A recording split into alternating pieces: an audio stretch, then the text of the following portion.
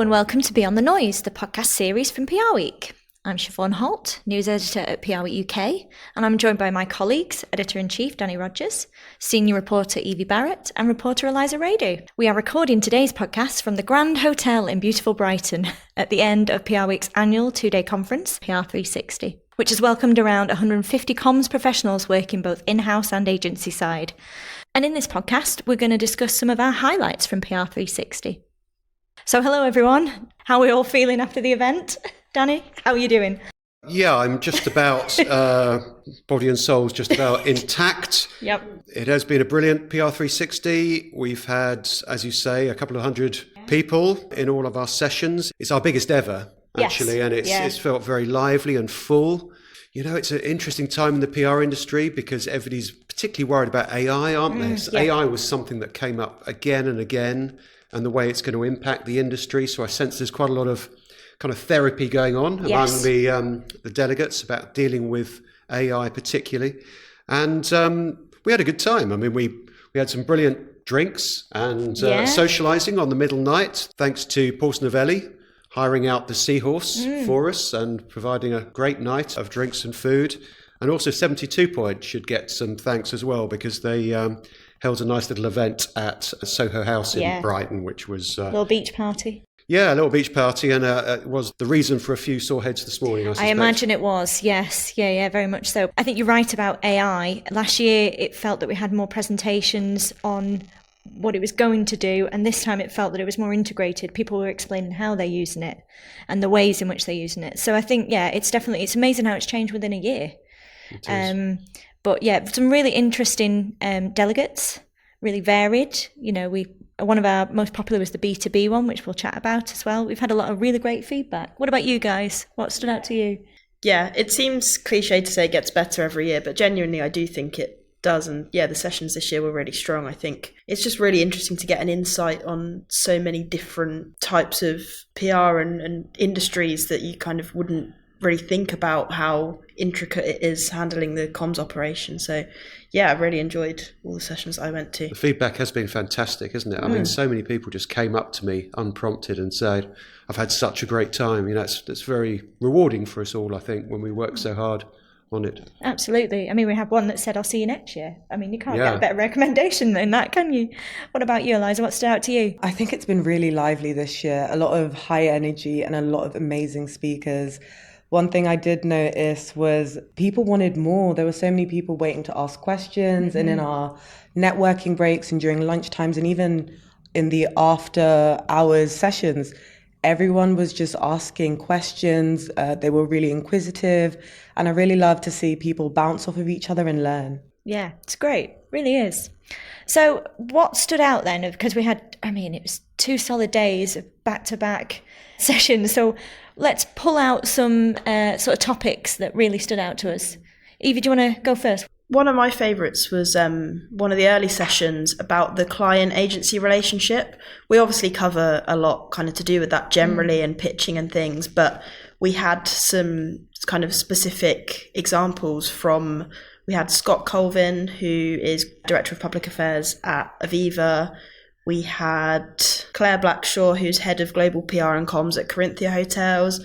And we had Sarah Hargrave, who is the EMEA boss at Porter Novelli. And it was really interesting hearing from both sides, really, about the pitching process in such detail. So Scott at Aviva had quite strong views. He said that he thinks the pitching model is completely broken and that it's unsatisfactory for both sides because there are often cases where it's basically a procurement process and they already know in advance who's going to win. But obviously, if you're an agency taking part in that and you think you have a fair chance of winning and you put all this effort in, then it's just a complete waste of time. He was very scathing about procurement, wasn't he? Yes. He was really quite outspoken. Procurement is the enemy. And he said they're an absolute nightmare.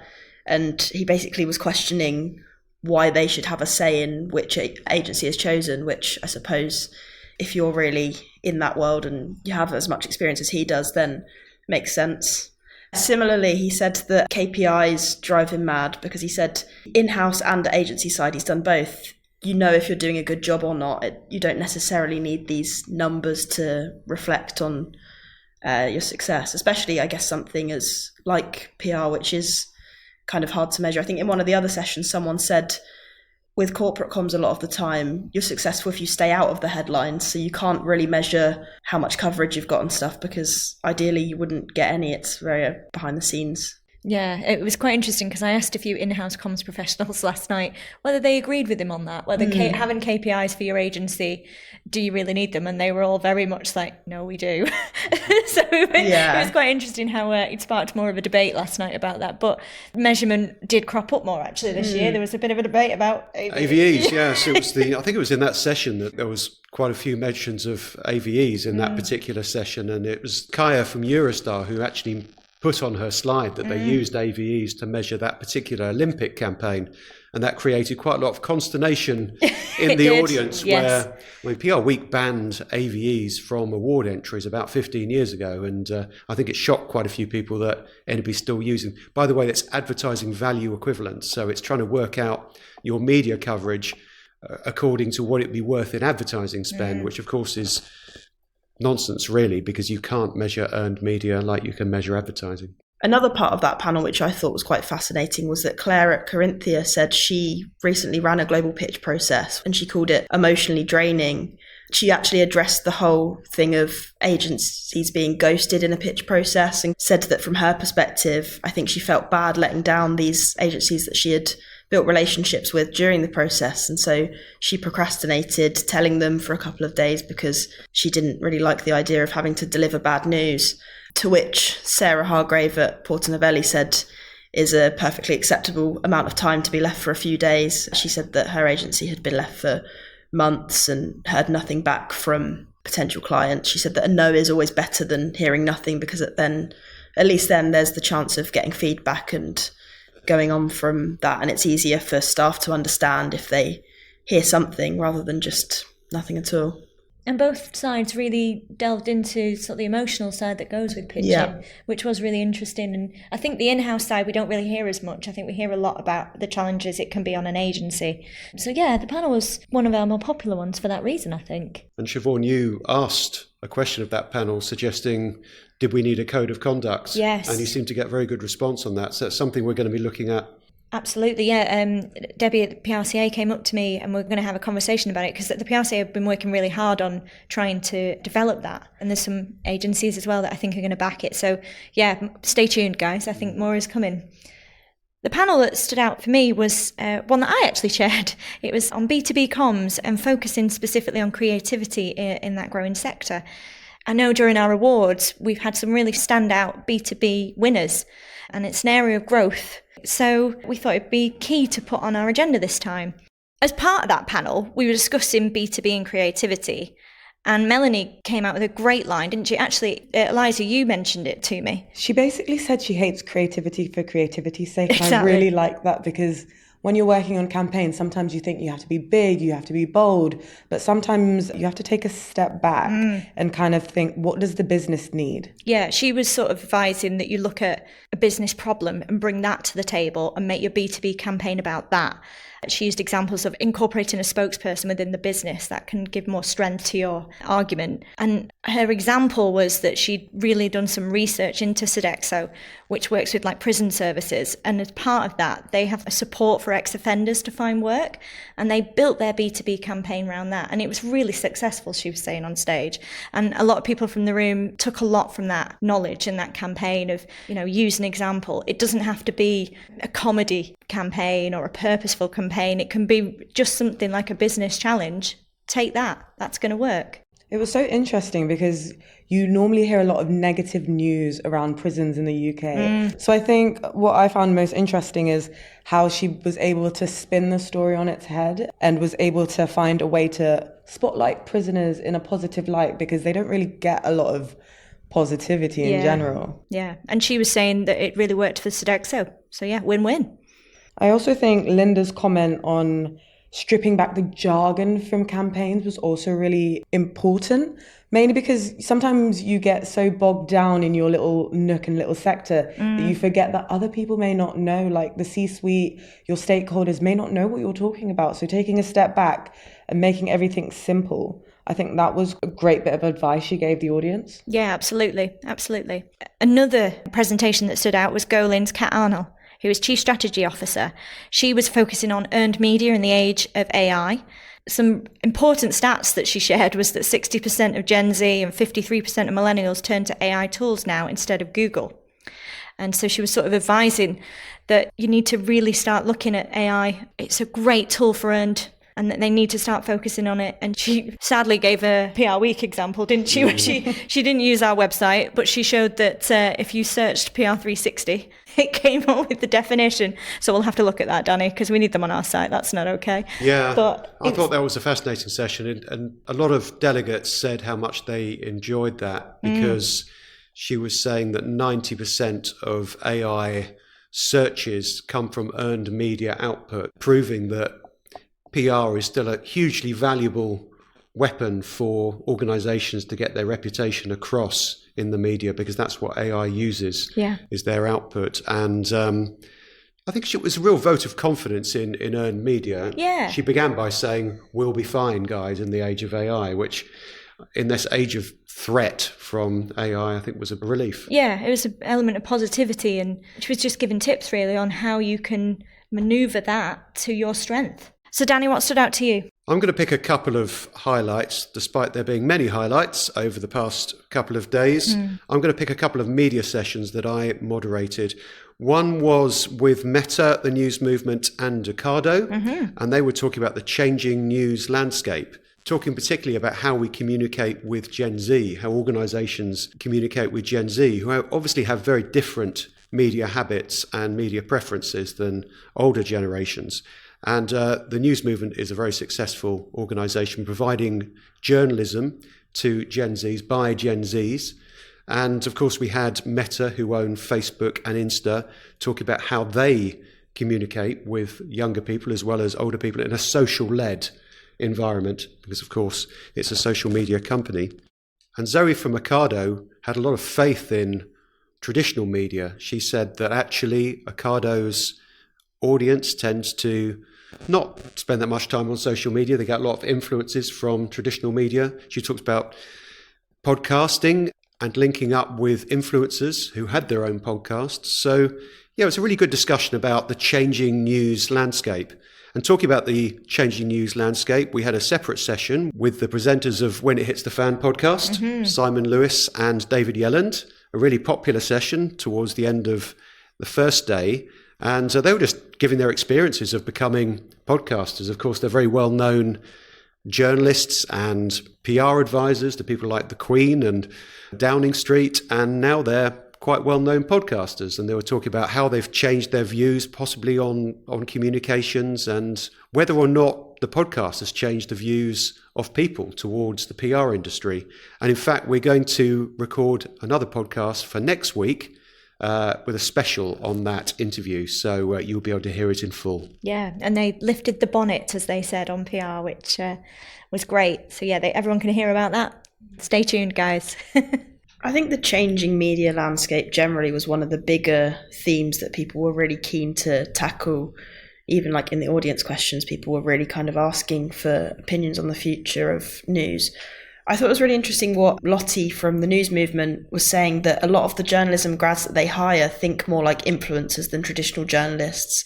They're more behavioural and they care more about covering things they've seen on their feeds and things that they did at the weekend than the big topics that the mainstream media are writing about. And Lottie also said that it's not necessarily about changing the content too much from what mainstream news would do. Like, I don't think you should patronise Gen Z audiences, but it's more about the delivery and serving it to them in a way which makes sense. There was also, I don't know if it was in that session or another session, but people talking about kind of using memes in news coverage, which sounds counterintuitive, but I think there is a place for it. Yeah, she talks a lot, Lottie, about authenticity, didn't she? About the fact that Gen Zs like an authentic voice, even though it's journalism, it's coming from the journalist about their own experience within their own communities. And that word community came up quite a lot as well. And I think that's where PR is seeing the value of influencers to deliver their message, having it come from an individual rather than an institution. And I think that will only continue to develop. Absolutely. So I'm going to take us back to the beginning. So our first panel was by the head of corporate comms at Virgin Media in O2, Luke Stallard. And it was a case study about an AI granny called Daisy. And What I really, really liked about it is how it was a social first campaign with hints of AI and humor. I think those things are all really good. One of the things Luke said is PRs can sometimes think too narrowly and there needs more integration across the board. One of the comments he said was he's guilty of treating social media like someone else's KPI. And I think when you work in comms, depending on where your social team sits, it may be your first point of call or it might be an afterthought. And I think bringing it in and integrating across the boards breaks down certain silos and brings everyone together. One thing I really liked about the case study was how it was able to build so much traction in the traditional press, but also online. I think when he was talking about talent and media strategy and all the little logistics that go on behind the campaign, I think it was really impressive to see how much planning went into it from an AI point of view. People generally talk about using AI in campaigns, but I've never seen AI used in this sort of way. One thing that I thought was fascinating that Luke said was that they actually allowed the BBC and other broadcasters to test it, and therefore they did their best to break it in advance of that, because they were handing over the AI tool to journalists to actually try out. So they had to be absolutely sure it worked, otherwise they'd have looked pretty stupid. Yeah, and didn't he say as well that they tried to use it before, but the tech wasn't there? Yeah, he said Which they'd had the idea a few years ago and had to shelve it, but then I think their marketing agency came and suggested it to them, and Luke was quite dismissive at first, it can't be done. But turns out the tech has developed so quickly that it could be done. So maybe there's a method there. You pulled us some of your old ideas, they might crop up a year later. Yeah, and it was a brilliant idea, wasn't it? I think it was a great keynote session, as you say, Eliza, because it sort of started the conference off on what was almost certainly one of the greatest campaigns of last year. One thing that Luke said is once a story breaks, it's too late to build your own team. And I thought that was quite interesting because he was explaining that they didn't train enough staff to basically talk about it. I think they didn't quite know how much media interest they would be. So they'd prepared a few spokespeople, but then the amount of requests that were coming in, it was, I think, a bit of a struggle to keep up with. Whereas he said if they'd come up with some sort of general media lines that anyone in the company could use for an interview, then it would have made things a bit easier and they would have been able to deal with the demand a bit better. So I guess always be prepared, which is one of those key PR lessons. Well, I think it's been a brilliant 2 days and we're all pretty knackered, I think, to say the least. Yeah, all heading back to London now after 2 or 3 days of pretty much round-the-clock work and very little sleep. So, yeah. But it's been brilliant. I would like to know what your takeaways are from it. I think my takeaway is not to try and go for a run on both mornings of PR360 because it's too exhausting. No, seriously, I think it's just so life-affirming when a lot of PR professionals get together, share their experiences and get so much out of it and supportive of each other as well. So I just think it's a great endorsement of the industry and of PR360. Everyone's been really positive, which doesn't often happen. And especially the link between PR and social, I think that's really exciting, the amount of stuff that's been discussed about social media and the potential for PR to really boom there. I think we'll continue to see more of that, and next year, I imagine, even more so, yeah. Sure.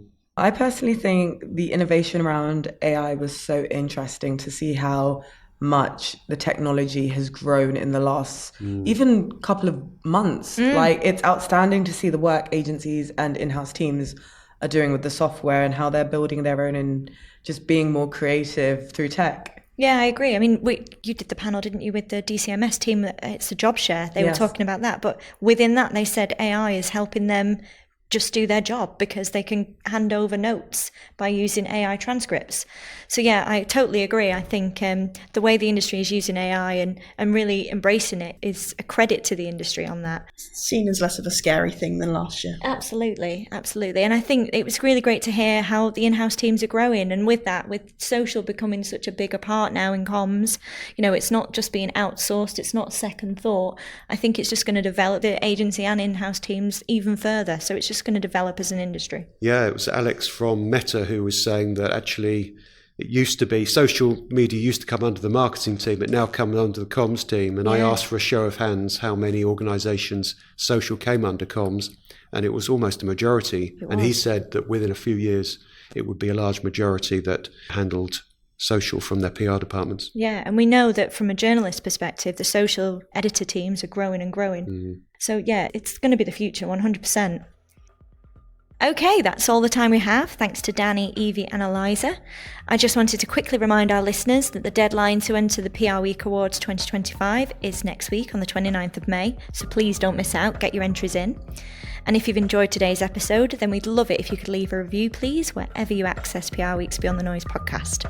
And until next time, thanks for listening and goodbye.